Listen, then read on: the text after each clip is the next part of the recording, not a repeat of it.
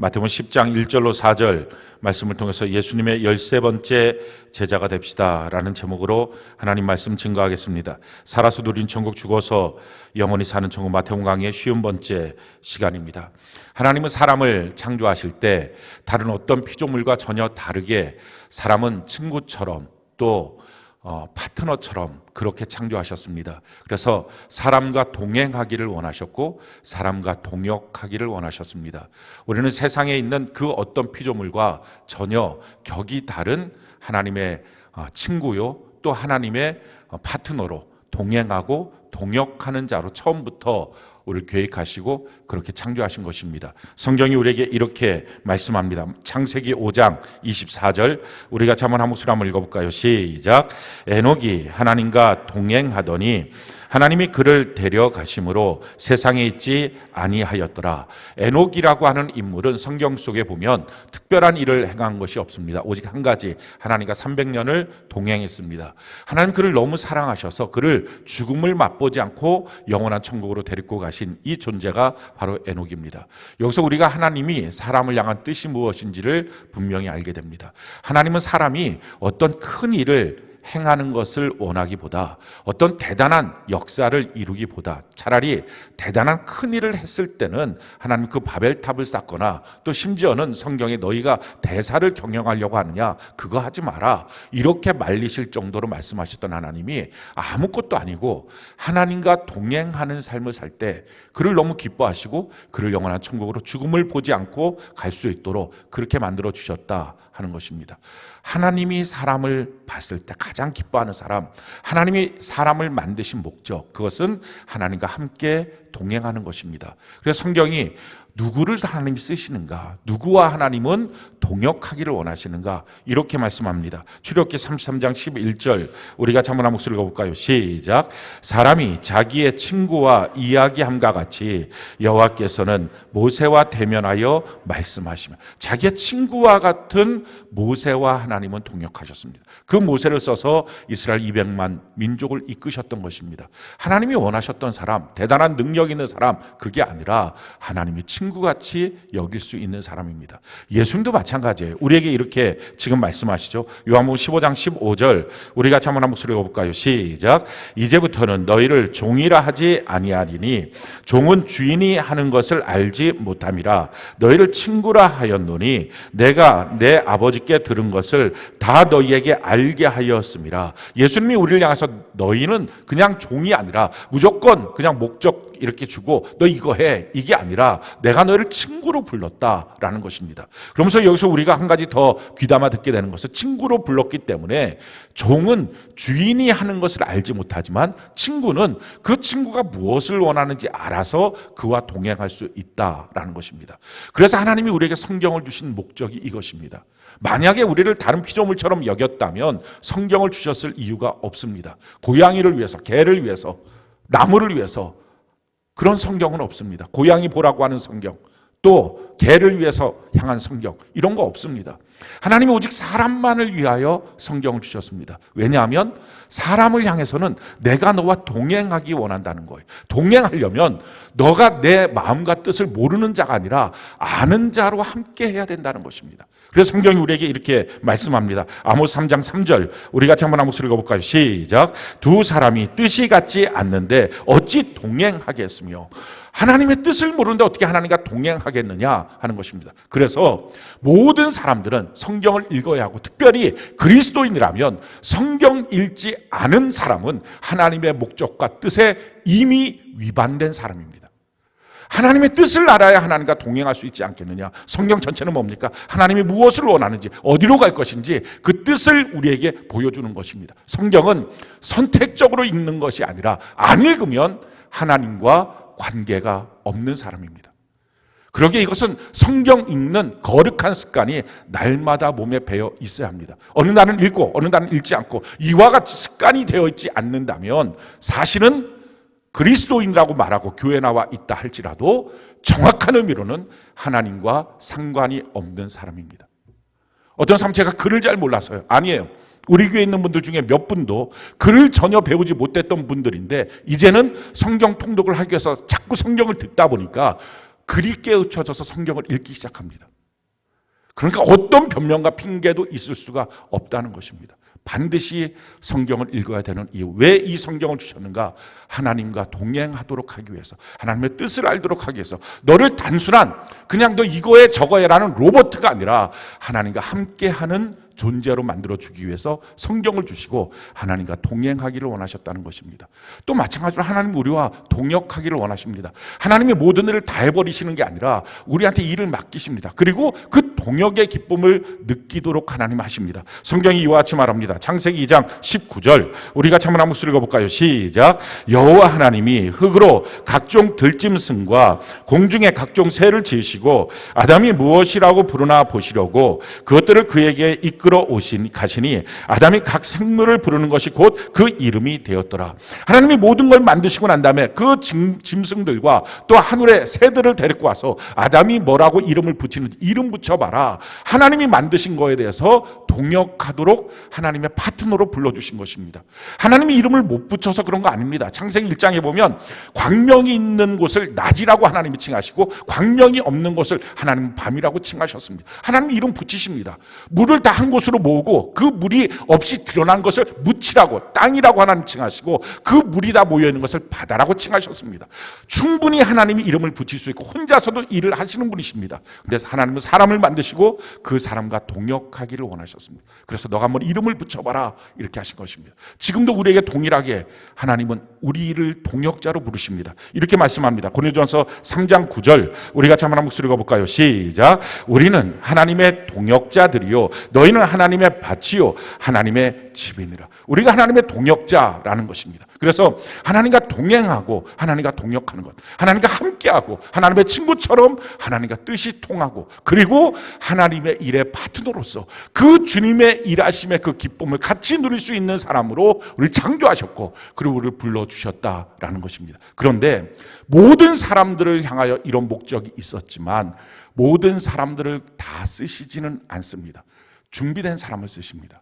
하나님은 과연 어떤 사람들을 쓰실까요? 성경을 보면 두 가지 쓰시는 종류의 사람들이 있습니다. 제일 첫 번째는요, 충성하는 자입니다. 성경이 이와 같이 말씀합니다. 고린도전서 4장 1절로 2절, 우리 같이 한번 목소리 읽어볼까요? 시작. 사람이 마땅히 우리를 그리스도의 일꾼이요 하나님의 비밀을 맡은 자로 여길지어다. 그리고 맡은 자에게 구할 것은 충성이니라. 충성하는 자를 하나님은 뽑아서 쓰신다라는 것입니다. 충성이라는 말의 뜻은 원어적으로 보면 그 뜻 안에 신실함이라고 하는 그 뜻이 있습니다. 또 그 원어의 어원을 보게 되면 그것은 페이도라고 한 그 어원인데 그것은 설득되다라는 뜻입니다. 그러니까 신실하게 변함이 없이 변덕 부리지 않는 사람. 근데 특별히 그 사람은 어떤 사람이냐? 설득된 사람입니다. 우리가 충성하면 떠오르는 모습은 겉에 땀 흘리면서 열심히 교회 안에서 봉사하고 일하는 사람. 근데 그게 아니라 성경이 말하는 충성은 겉의 모습이 움직이는 것 이전에 마음의 상태가 하나님 앞에 설득된 것입니다. 하나님의 말씀 앞에 승복된 상태입니다. 그래서 하나님의 말씀 앞에 내 마음이 승복되지 않고 움직이는 것은 다 충성이 아닙니다. 여러분들 교회 안에 충성한다는 것은 뭡니까? 교회의 말씀에 그 흐름 앞에 내 마음이 승복된 것입니다. 그래서 그 안에 설득되어서 같이 동의되어서 그 마음에서부터 나오는 열정이 몸을 통해서 드러나는 것입니다. 하나님의 교회는 이와 같이 설득되고 승복된 충성된 사람들을 통하여 이루어지고 운영이 되기 시작합니다. 성경이 우리에게 이와 같이 말합니다. 디모데후서 2장 1절로 2절, 우리 같이 한번 목소리 읽어볼까요? 시작. 내 아들아, 그러므로 너는 그리스도 예수 안에 있는 은혜 가운데서 강하고 또 내가 많은 증인 앞에서 내게 들은 바를 충성된 사람들에게 부탁하라. 그들이 또 다른 사람들을 가르칠 수 있으리라. 충성된 사람들을 통해서 교회 역사는 이어져 갑니다. 충성된 사람들을 통해서 교회는 운영이 됩니다. 뭐 힘 있는 사람, 뭐 재력 있는 사람, 말빨 있는 사람 그런 거 아니라 그 마음에 하나님의 말씀 앞에 승복됐느냐, 동의됐느냐, 설득당했느냐, 그래서 그 말씀 앞에 꾸준히 움직여지고 있느냐 하는 것입니다. 이런 충성된 사람들을 볼 때 주님은 이렇게 말씀하셨어요. 성경이 이와 같이 말합니다. 잠언 25장 13절 우리가 참만한 목소리 읽어볼까요? 시작. 충성된 사자는 그를 보낸 이에게 마치 추수하는 날의 얼음 냉수 같아서 능히 그 주인의 마음을 시원하게 하느냐. 여름날에 그 충성된 사람의 모습을 보면 시원한 냉수와 같은 그런 모습이다라는 것입니다.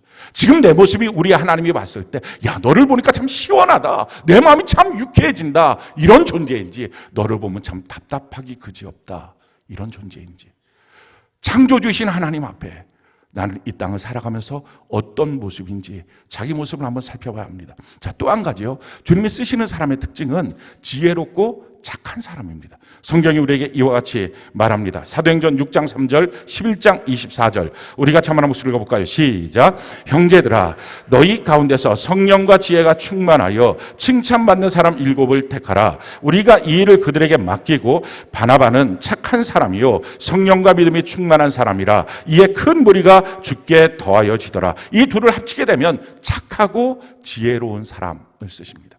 자, 그러니까 하나님이 쓰시는 사람의 특징, 그래서 하나님이 쓰고 난 다음에 최고의 칭찬, 하나님과 동역하고 하나님과 함께하는 사람에 대한 최고의 칭찬, 그것은 합쳐져서요 착하고 충성되다라는 칭찬이에요. 성경이 이와 같이 우리에게 말하죠. 마태복음 25장 21절 우리가 참만한 목소리 읽어볼까요? 시작. 그 주인이 이르되 잘하였도다 착하고 충성된 종아, 내가 작은 일에 충성하였음에 내가 많은 것을 내게 맡기리니 내 주인의 즐거움에 참여할지어다 하고, 우리 하나님이 지금 우리를 향해서 이 칭찬을 하고 싶은 것입니다. 너는 참 착하고 충성되다.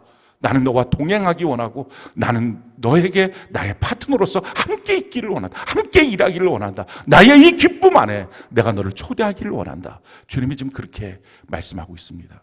우리가 다 주님 앞에 쓰임받을 수 있는 착하고 충성된 종이 되는 은혜가 있기를 바랍니다. 그 착하고 충성된 종이 어떻게 될 것이냐, 과연 무엇으로 그것이 될 것이냐 하는 내용이 오늘 말씀의 핵심입니다. 오늘 말씀은 예수님께서 12제자를 세우시는 광경입니다. 이 12제자를 세우는 모습을 통해서 우리가 하나님 저를 13번째 제자로 뽑아주세요. 그래서 내가 주님 앞에 착하고 충성된 종으로 그렇게 살겠습니다. 주님의 가장 마음을 잘 아는 친구처럼 그렇게 주님과 동행하겠습니다. 우리가 오늘 이와 같은 결단이 있는 은혜가 있기를 바랍니다. 오늘 말씀을 통해서 우리가 세 가지를 좀 살펴보기를 원합니다. 제일 첫 번째, 주님은 어떻게 제자를 선발하시는가? 두 번째, 주님은 누구를 선발하실까? 세 번째, 주님은 선발하시고 난 다음에 무엇을 하시는가? 이 세 가지를 우리가 좀 살펴보기를 원합니다. 제일 첫 번째, 주님은 어떻게 선발하시는가? 성경은 우리에게 이와 같이 말씀합니다. 요한복음 15장 16절 우리가 한번 목소리 읽어볼까요? 시작. 너희가 나를 택한 것이 아니요 내가 너희를 택하여 세웠나니. 자, 사람이 내가 하고 싶어요 해서 뽑히는 게 아니라 하나님이 택하신다는 거예요. 하나님이 뽑으신다라는 것입니다. 지금 우리가 예배드리고 있어요. 주님의 몸된 교회에 등록된 성도로 지체로 이렇게 모여 있습니다. 자, 우리를 이 시간 불러주신 것, 우리가 선택해서 교회에 나온 게 아니라 하나님이 우리를 선택하여 주셨습니다. 하나님이 우리를 불러주셨습니다. 이처럼 하나님이 하나님의 사람들도 이렇게 불러주신다 하는 것입니다. 아마 여러분들 중에서는 교회 안에 나는 어떤 일꾼이 아니니까, 직분자도 아니니까, 내가 어떤 봉사도 하지 않으니까 나는 아무것도 아니지요, 나는 쓰임받지 못하죠. 그렇지 않습니다. 성경은 우리를 뭐라고 말하죠? 주님의 몸이라고 말합니다. 그 몸인 교회라는 거예요. 그 교회 안에 우리가 지체라는 거예요. 우리 몸에 있는 그 어떤 지체도 몸을 위해서 움직이지 않는 지체는 단 하나도 없습니다. 손가락은 손가락대로, 발가락은 발가락대로, 또 눈은 눈대로, 귀는 귀대로, 입은 입대로, 우리 오장육부 다 마찬가지로 뭔가의 기능을 하며 움직입니다. 우리를 주님의 몸에 지체로 불러주셨다면 우리는 주님 안에서 뭔가를 움직이고 있는 존재입니다. 문제는 그걸 내가 그런 사람이에요 라고 자각하느냐 아니면 자각하지 않느냐의 차이예요. 주님은 12명을 불러주셨어요. 근데 우리가 아까 읽었던 것처럼 그 중에 한 사람은 주님을 팔고 몸 묶어서 자살했어요. 왜 그렇습니까? 차이점이 한 가지가 있어요. 나머지 모든 사람들은 예수님을 향하여 나의 주인, 무슨 말입니까? 소속감이 있었어요. 주님이 날 불러주셨어요. 난 주님의 것이에요.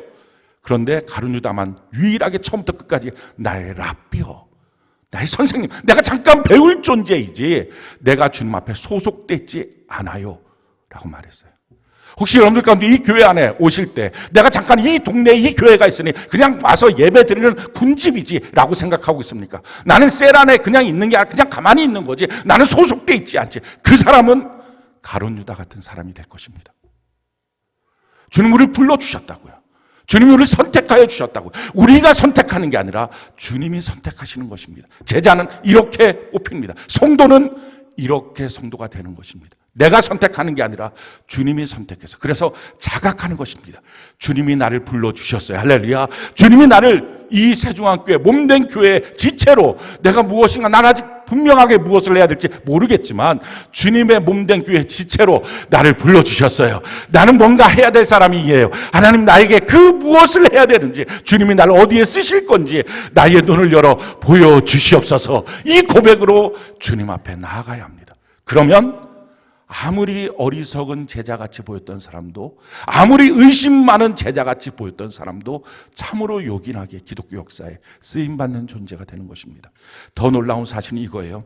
누가복음 6장 12절로 13절 우리 같이 한번 목소리 한번 읽어볼까요? 시작. 이때 예수께서 기도하시러 산에 가사 밤이 새도록 하나님께 기도하시고 밝음에 그 제자들을 부르사 그 중에 12를 택하여 사도라 칭하셨습니다. 한 사람 한 사람 부르시고 세우실 때 주님은 그냥 우연히 느닷없이 한 게 아니라 여러분들은 느닷없이 여기에 던져진 존재로 어쩌다 파주에 와서 어쩌다 세중학교에 등록 성도가 된 게 아니라 성경을 보니까 주님이 밤이 새도록 기도하시고 기도의 결론으로 내가 저 사람을 이곳에 지체로 부를 거야 하고 그 기도의 응답으로 지금 여러분들이 있는 것입니다. 아멘이십니까? 그러니까 그 사실 앞에 내가 지금 여기 있는 것, 내가 지금 이 셀에 있는 것, 주님의 기도의 응답이구나 하는 사실을 깨달을 때부터 우리가 무엇을 해야 될지 주님을 향한 갈망이 생깁니다. 주님, 내가 주님 앞에 정말 요긴하게 쓰임받기를 원합니다. 이 기대가 생깁니다. 두 번째, 주님은 그럼 누구를 뽑으셨을까요? 아마 이 말을 들을 때 여러분들이 저는 그렇게 주님의 기도의 응답만큼의 가치가 없는 것 같은데요, 저 별것 아무것도 아닌데 무슨 주님이 저를 아셔서 저 같은 사람을 뽑으셨겠어요? 라고 생각할지 모릅니다. 근데 참 놀라운 것은요, 주님이 뽑은 사람의 모습을 보면 세상에서 뽑는 사람의 기준하고는 너무 달라요. 세상에서 능력이 있어야 되고 스펙이 있어야 되고 뭐 여러 가지 조건들, 화려한 내용들이 있어야 될 것입니다. 근데 주님이 제자들을 뽑았을 때의 모습을 보면 참 특이해요. 그들은 있는 게 없어요. 그냥 없는 것만 다 있어요. 성경이 이렇게 말합니다. 마가복음 9장 31절로 32절 우리 같이 한번 마태복음 17장 16절 마태복음 17장 16절 같이 한 목소리 시작. 내가 주의 제자들에게로 데리고 왔으나 능히 고치지 못하더이다. 예수의 이름으로 더러운 귀신은 떠나가라. 병은 치료받을지어다. 이러면 고쳐질 거를 이것도 못하는, 능력이 형편없이 없는 사람들이에요. 그러니까 능력 많은 사람들 별로 안 뽑았어요. 능력 없는 거예요.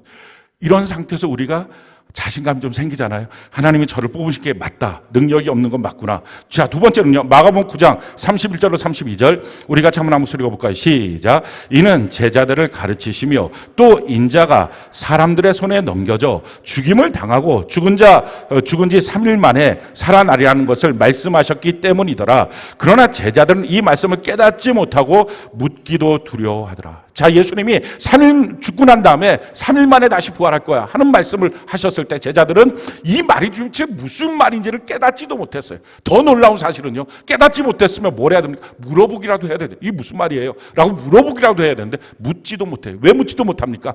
뭘 물어야 될지도 모를 만큼의 지적 능력이 별로 안 좋아요. 물어보는 것도 대단한 지식입니다. 뭘 물어보는지 아는 거잖아요. 근데 뭘 물어봐야 될지를 모르는 거예요. 그러니까 그냥 가만히 멍 때리고 지금 있는 모습. 이게 제자들이에요. 자, 세 번째. 자, 그러면 교회에서는 그래요. 능력도 또 지혜도 별로이지만 믿음은 좋겠죠. 믿음 좋은 사람 뽑겠죠. 근데 그게 아니었어요. 성경이 이와 같이 말합니다. 마태복음 8장 26절 우리 같이 한번 목소리를 볼까요? 시작. 예수께서 이르시되 어찌하여 무서워하느냐 믿음이 작은 자들아 하시고 곧 일어나사 바람과 바다를 꾸짖으시니 아주 잔잔하게 되거늘. 제자들 향해서 왜 이렇게 믿음이 적냐라고 꾸짖을 만큼 믿음이 별로 없었어요. 그런 믿음도 없고 능력도 없고 지혜도 없고, 그럼 한 가지는 있겠네요. 그 사람들이 그 사람이 좀 착하고 댐댐이가 됐겠네요. 근데 너무 놀라운 사실은요, 인간성도 안 좋았어요. 성경이 이렇게 말합니다. 누가복음 9장 54절로 55절 우리가 한번 읽어볼까요? 시작. 제자 야고보와 요한이 이를 보고 이르되 주여 우리가 불을 명하여 하늘로부터 내려 저들을 멸하라 하기를 원하시나이까? 예수께서 돌아보시며 꾸짖으시고, 아니 귀신도 못 쫓아내는 사람이 하늘에서 불을 명하여 저들을 불태워버릴까요? 이 무슨 능력도 안 되는 사람들이 지금 왜 이런 말을 합니까? 자기를 영접 안 했다고 화가 난 거예요. 자기를 영접하고 자기를 좀 높여줘야 되는데 그렇지 않으니까 저들 다 죽여버립시다. 예수님께 이렇게 말하니까 예수님이 하도 기가 막혀서 그냥 꾸짖어버린, 야, 좀 정신 차려라. 이런 사람들이 제자들이었어요. 그래서 성경을 보면 제자들인지 교인들인지 다 똑같아요. 여러분들이 뭐 나는 좀 대단하다라고 생각하실 분이 혹시 있을지 몰라요. 잘못 오신 거예요. 여기는 그렇게 뛰어나신 분들은 별로 안 뽑았어요. 하나님께서. 성경이 이렇게 말합니다. 고린도전서 1장 26절 28절 우리 같이 한번 목소리 읽어볼까요? 시작. 형제들아 너희를 부르심을 보라. 육체를 따라 지혜로운 자가 많지 아니하며 능한 자가 많지 아니하며 문벌 좋은 자가 많지 아니하도다. 그러나 하나님께서 세상에 미련한 것들을 택하사 지혜 있는 자들을 부끄럽게 하려 하시고 세상에 약한 것들을 택하사 강한 것들을 부끄럽게 하려 하시며 하나님께서 세상에 천한 것들과 멸시받는 것들과 없는 것들을 택하사 있는 것들을 폐하려 하시나니. 우리가 다 참 능력도 없고 부족하고 지혜도 없고 뭐 가진 게 없고 자랑할 만한 것이 별로 없다는 거. 이런 거 있는 사람들 교회 안에 몇 안 된다라는 것입니다. 혹시 여러분들이 그런 사람이라면 몇 안 되는 특별한 종류의 사람이구나 이렇게 생각하면 맞습니다. 그런데 놀라운 사실은요, 그렇게 세상적으로 봤을 때 능력이 없는 그 사람들을 택하서 무엇을 하십니까? 세상을 깜짝 놀래고 세상을 바꾸길 원하신다는 거예요. 그게 하나님의 계획이에요. 아마 능력 있는 사람을 뽑아서 세상을 바꾸고자 하면 거기서 하나님의 영광이 드러나지는 않을 거예요. 저 사람 원래 능력이 있으니까. 근데 사람들이 봤을 때 참 형편없거든요. 가진 게 없거든요. 지혜와 지식도 없거든요. 근데 그를 택해서 세상을 바꾸기 시작할 때 그 사람을 통해서 하나님이 나타나는 거예요. 하나님이 원하시는 것이 바로 이것입니다. 그래서 능력이 있거나 지혜가 있거나 믿음이 좋거나 인격이 좋거나 이런 사람이 아니고 하나님이 선택하는 사람, 제자로 뽑는 사람 딱 한 가지 기준이에요. 그것은 하나님의 손에 의해서 바뀌어질 수 있는 사람이에요. 하나님 전능하십니다. 전능하신 하나님이 우리의 능력이 꼭 필요해서 동역하자고 하시는 게 아니에요. 하나님 전지하세요. 그 전지하신 하나님이 우리의 지혜가 얼마큼 필요하다고 해서 우리를 부르신 것이 아니에요. 다른 말로 말할까요? 우리 일시켜 먹으려고, 사용해 먹으려고 하나님이 우리를 부르신 게 아니에요. 하나님 혼자서도 전능하시고 전지하신 하나님이 다 하실 수 있어요. 근데 왜 하나님이 우리를 불러주셨어요? 우리를 통해서 하나님의 살아계심을 증명하기를 원하시는 거예요. 하나님이 계신다. 사람들의 눈에 보이지 않으니까 하나님을 믿는 사람을 통해서 우리가 봤을 때 형편없다고 생각하는데 그 사람을 통해서 세상이 바뀌어지는 모습을 보면서 하나님이 정말 계시는구나. 하나님의 영광이 올라갈 수 있도록 하기 위해서 우리를 부르신 거예요. 그래서 중요한 건 뭐냐면 나의 부족함이 있지만 주님이 나를 빚어주시면 잘 빚어지는 그런 찰흙 같은 사람, 주님이 나를 길들이시면 잘 길들여질 수 있는 그런 사람, 성경 그런 사람을 온유라고 말해요. 성경이 말하는 온유는 그냥 이렇게 날마다 부드럽게 있는 모습이 아니에요. 성경의 온유라는 것은 야생마가 있어요. 근데 그 야생마를 잘 기들여서 경주마, 멋있는 말로 바꾼 거예요. 그럴 때 그렇게 경주마로 바뀌어진 모습을 온유라고 이름을 붙여요. 하나님, 우리가 온유한 사람, 주님의 손에 길들여질 수 있는 사람, 그 사람을 뽑는 거예요. 성경이 우리에게 이렇게 말씀합니다. 시편 25편 9절 우리 같이 한번 목소리 한번 읽어볼까요? 시작. 온유한 자를 정의로 지도하시며 온유한 자에게 그의 도를 가르치시리로다. 하나님은 온유한 자에게, 길들여질 수 있는 사람에게, 바뀌어질 수 있는 사람에게 그의 도를 가르쳐 주십니다. 하나님이 뽑는 사람의 모습, 과연 나는 온유한 사람인지.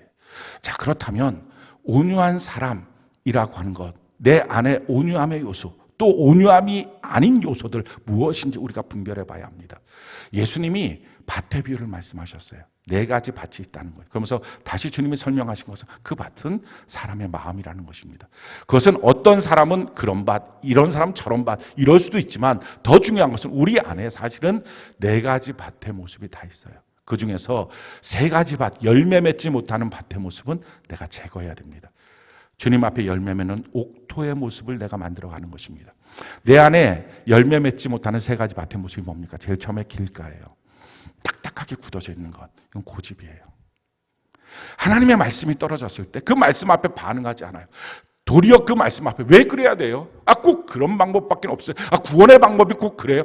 교회는 꼭 그렇게 해야 되는 거예요? 왜 교회 생활 그런 식으로 해야 돼요? 안 그렇고 다르게 하면 안 돼요? 라고 자기의 고집스러운 자기의 생각을 주장하는 것입니다. 창조주 하나님 앞에, 통치자 하나님 앞에 자기의 생각을 고집하는 것 자체가 오만방자한 행동이에요. 그 모습은 하나님이 쓸 수 없어요. 2번째, 돌짝밭의 모습이에요. 이 돌짝밭의 모습을 보면 성경에 씨가 떨어졌는데 기쁨으로 받았어요. 근데 금방 환란이 몰려왔을 때 다 말라버렸다는 것입니다. 그건 변덕이에요. 변덕스러운 자기 모습. 하나님 충성된 사람을 쓰십니다. 신실한 사람, 변덕이 없는 사람, 한결같은 사람. 그 한결같은 사람의 이유가 뭐예요? 이 변덕이 심한 이유, 자기가 열심히 예수를 믿겠다고 했다가 문제만 터지면, 사건만 터지면 휙 돌아서는 이유는 자기 사랑이 너무 커서 그래요. 자기 사랑이 크다 보니까 주의 말씀 앞에서도 자기가 자기 문제에 뭔가 휩싸이게 되면 다 던져버리는 것입니다. 자기 사랑이 커지면 사람은 근시안으로 바뀝니다. 바로 앞에밖에 못 봐요. 근데 예수님 사랑이 커지잖아요. 예수님을 사랑하는 마음이 커지면 멀리 봅니다. 천국까지 보이는 거예요. 그러니 자기만 사랑하는 것이 대단한 것 같지만 자기 사랑하는 사람은 바둑으로 말하면 하수 같은 인생이에요. 제대로 보이지가 않는 인생이에요. 예수님 사랑할 때 진짜 자기 인생이 어디로 가야 될지, 가치 있는 삶이 뭔지 그게 보여지는 삶으로 살아갈 수 있어요. 3번째, 열매 맺지 못하는 것. 우리 마음속에 있는 밭입니다. 그 밭을 버려야 될 것은 바로 가시떨기의 밭입니다. 그 가시떨기의 밭에 대해서 성경은 이렇게 말씀하고 있어요. 씨가 떨어졌는데 잘 자라나다가 가시나무에 그 기운이 막혀서 더 이상 자라나지 못한다. 이것은 세상 염려와 세상의 물질에 대한 욕심 때문에 되는 것이다 라는 거예요. 3번째 마음은 욕심이에요. 첫 번째, 고집스러운 마음, 자기 생각이 주장되는 것. 2번째, 변덕스러움, 자기 사랑이 먼저인 사람. 3번째, 욕심의 모습. 이거 버려야 돼요. 이 욕심의 모습을 우리가 아마 많이 들었을 겁니다. 이게 바로 게으름의 영이에요. 우리가 교회 안에서 게으름의 영이라고 하는 걸 말할 때 주로 잠 많이 자는 것 또는 행동이 느린 것, 그런 게 아니에요. 게으름이라고 하는 것은요, 모든 범사에 게으른 게 아니에요. 무엇인가 그 사람이 빠른 게 있어요. 하나님 앞에 먼저가 아니라 자기가 하고 싶은 직장생활, 자기가 하고 싶은 가정생활, 자기가 하고 싶은 것은 빠른 거, 하나님의 일에 대해서는 나중에 뒤에 귀에 되면 이 게으름이에요. 이게 욕심이에요. 그런 마음을 갖고 있을 때는 주님이 쓸 수가 없어요. 우리 마음 안에 지금 어떤 마음이 자리 잡고 있는지, 누구든지 그 4가지 마음은 다 있어요. 그런데 중요한 것은 삶을 살면서 이 3가지, 길가와 같은 고집스러운 마음, 또 변덕스러운 이 돌짝밭 같은 마음, 자기 안에서 막 자기 사랑으로 충만한 모습, 또 뿐만 아니라 세상의 욕심 때문에 하나님의 일은 항상 뒷전이고 게으르고 세상의 일들만 눈이 번쩍거리고, 기도할 때도 요거 잘 되겠어요, 요거 잘 되겠어요, 이와 같이 하는 게으름으로 충만한 모습, 좀 더 자자, 좀 더 졸자. 근데 성경은 말해, 그와 같은 사람은 궁핍이 강도같이 너에게 닥칠 것이다. 먼저 그 나라와 그 일을 구해야 하나님의 공급하심이 있는데, 공급이 없는, 항상 뭔가 되는 것처럼 보이는데 바득바득 그렇게 사는 것입니다. 그 마음을 제거하고 주님이 원하시는 옥토와 같은 좋은 마음으로 내 마음을 바꿔야 돼요. 그 옥토와 같은 마음을 성경은 이와 같이 말씀하고 있어요. 누가복음 8장 15절, 우리가 잠언 한 목소리 한번 읽어볼까요? 시작.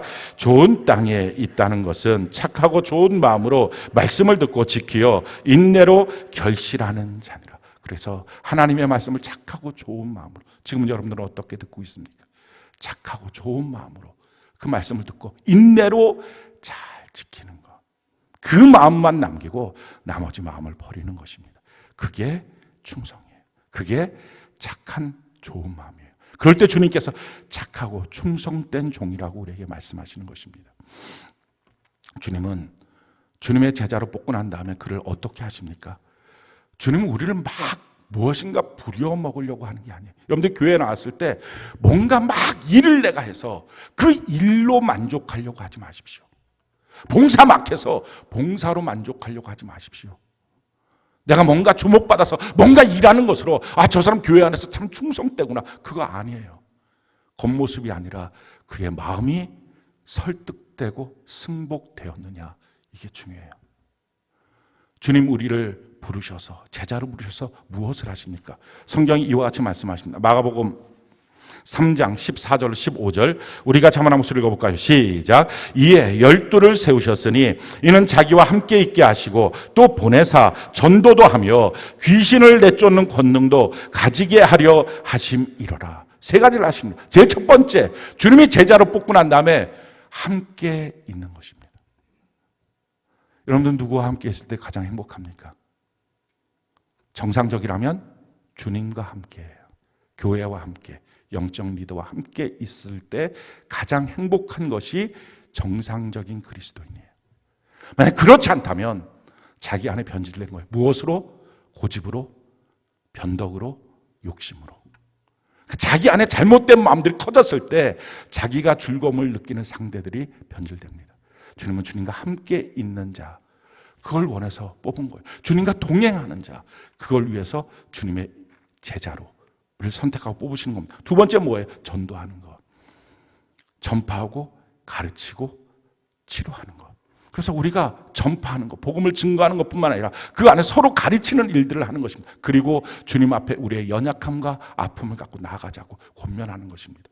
그 일을 하는 것을 위해서 우리를 부르셨어요. 세 번째 뭡니까? 귀신을 쫓아내는 권능을 주셨어요. 이것은 위기 대처 능력입니다. 우리의 삶 속에 문제가 터져요. 그 문제가 터졌을 때 우리는 어떤 사람이냐 하는 거예요. 그 문제 앞에 두려움을 느끼고 위축됩니까? 그렇지 않고 그 문제 앞에 자기가 지금 어디로 가야 될지 명확히 하는 사람. 성경은 이렇게 우리에게 말씀하고 있어요.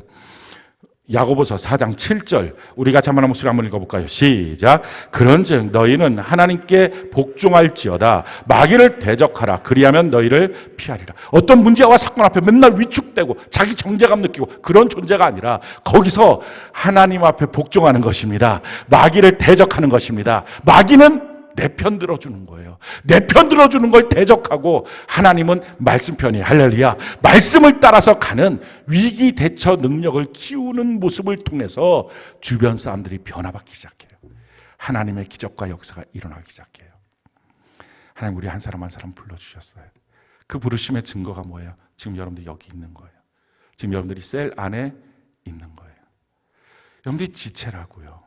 각각 개인이 아니고 주님의 몸된 교회에 그 몸 안에 있는 한 가지 한 가지 기능을 하는 지체들이라고요. 그러니까 지체인데 지체인지를 모르면 홀로 돌아다닙니다. 그게 가룟유다였어요. 내가 지체구나. 그렇다면 이 몸 안에서 주의 몸된 교회 안에서 그 셀 안에서 내가 함께 있는 것을 가장 기뻐하면서 내가 복음을 증거하고 또 위기의 사건이 왔을 때 내가 주님을 선택하고 걸어가는 일들을 주님과 함께 하는 것이구나. 이 사실을 깨닫고 그 안에서 내 안에 있는 잘못된 마음들을 제거하면서 주님 앞에 나가는 것입니다. 주님 우리를 불러주셨어요. 부르신 우리를 향한 최고의 특권, 축복.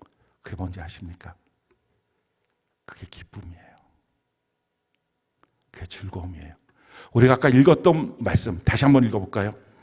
마태복음 25장 21절 우리 같이 한번 한 목소리 한번 읽어봅시다. 시작. 그 주인이 이르되 잘하였도다 착하고 충성된 종아 내가 적은 일에 충성하였음에 내가 많은 것을 내게 맡기리니 내 주인의 즐거움에 참여할지어. 착하고 충성된 종아 많은 것을 너한테 맡길 것이다. 이 맡긴다는 것은 일이 많아지고 복잡해진다 이게 아니라 주인의 그 큰 즐거움에 너가 동참되기를 원한다. 거기에 참여하기를 원한다.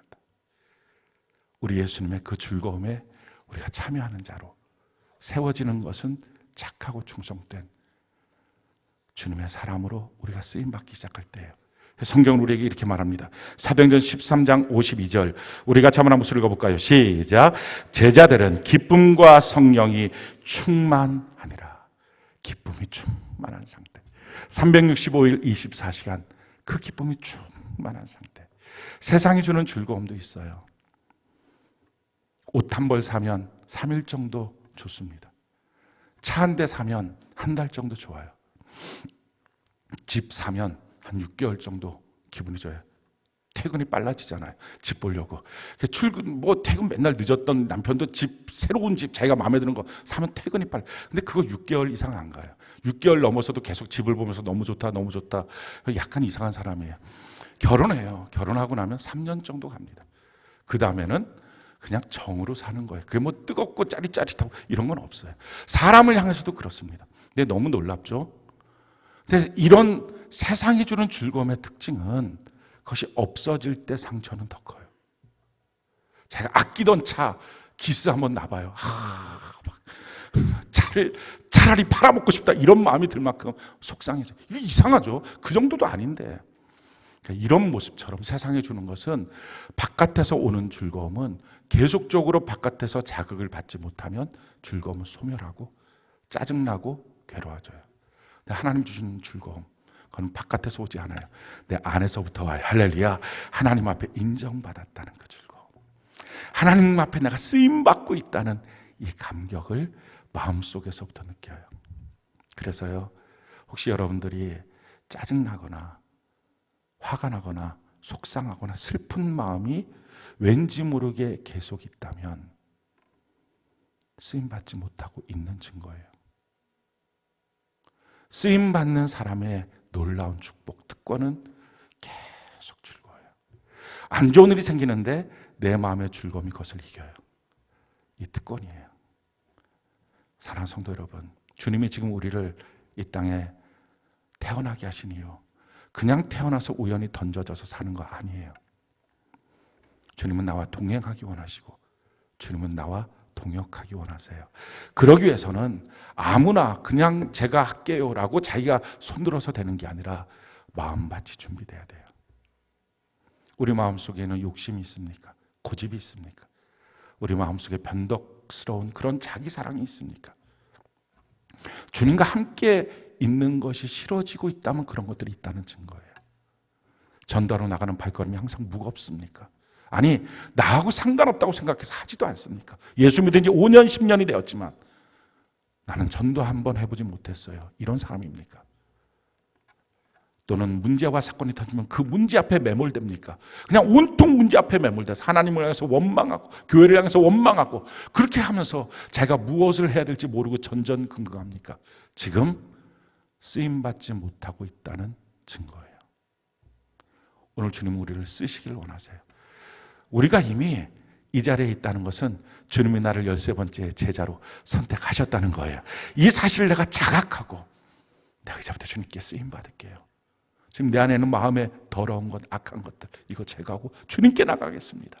그리고 한 걸음 한 걸음 주의 몸된 교회 공동체와 같이 움직여 보세요. 그러면 평생 한 번도 경험해보지 못했던 그 기쁨, 그 주님의 즐거움, 그게 뭔지 느껴볼 거예요. 아마 여러분들 가운데 그게 뭐라고 이분들은 아직 경험을 못하신 분들이에요. 경험 못했으면 말하지도 말고요. 경험 한번 해보시기 바라요. 그러면 세상이 달라져요. 이 은혜가 넘치기를 예수님 이름으로 축원합니다.